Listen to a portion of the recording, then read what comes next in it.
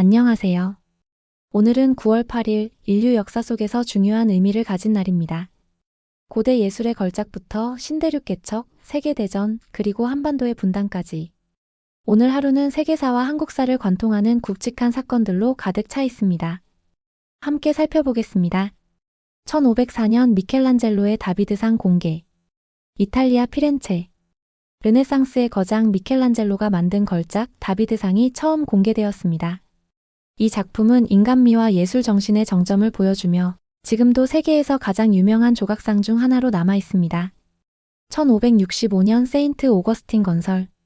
스페인은 오늘날 미국 플로리다에 세인트 오거스틴을 세웠습니다. 이곳은 지금도 남아있는 미국 본토에서 가장 오래된 유럽계 도시로 신대륙 개척의 시작을 상징합니다.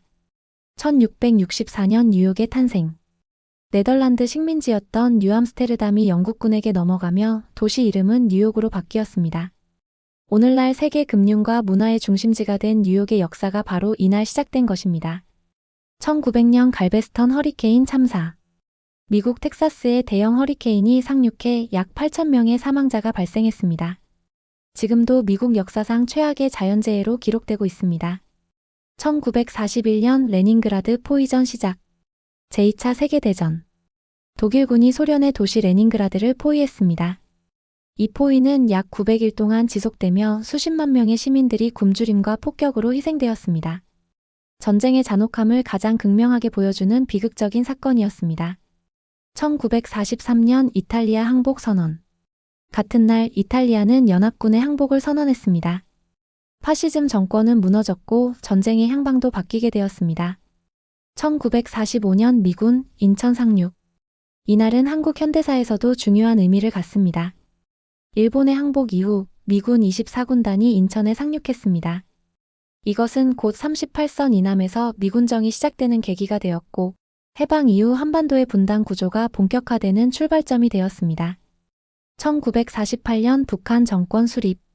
불과 3년 뒤 같은 날 평양에서는 김일성이 조선민주주의인민공화국 수립을 선언했습니다. 남쪽의 대한민국 정부 수립에 이어 북쪽에서도 정부가 세워지면서 한반도는 분단 국가체제로 굳어지게 되었습니다. 1951년 샌프란시스코 강화조약 체결. 제2차 세계대전 종전을 공식화하는 조약으로 일본은 주권을 회복했지만 동시에 미국과 안보관계에 깊이 얽히게 되었습니다. 한반도와 동아시아 정세에도 큰 영향을 끼친 사건이었습니다. 1966년 스타트랙 첫 방영. 미국에서는 전설적인 SF 드라마 스타트랙이 첫 방영을 시작했습니다.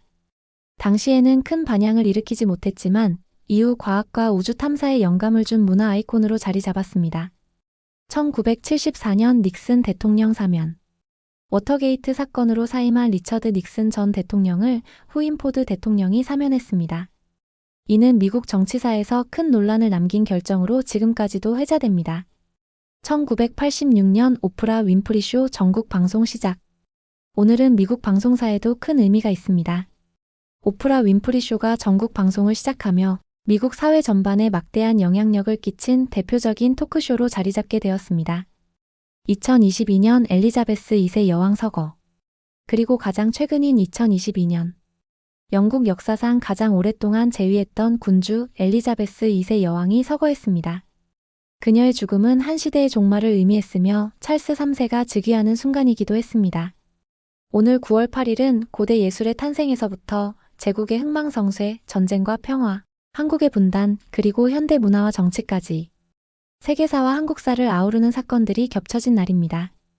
역사는 단순한 과거가 아니라 오늘을 살아가는 우리에게 여전히 큰 울림을 주는 거울입니다. 여러분은 이 중 어떤 사건이 가장 마음에 남으셨나요? 댓글로 의견을 남겨주세요. 오늘의 역사적 이슈 여기까지입니다. 영상이 유익하셨다면 좋아요와 구독, 알림 설정 부탁드립니다.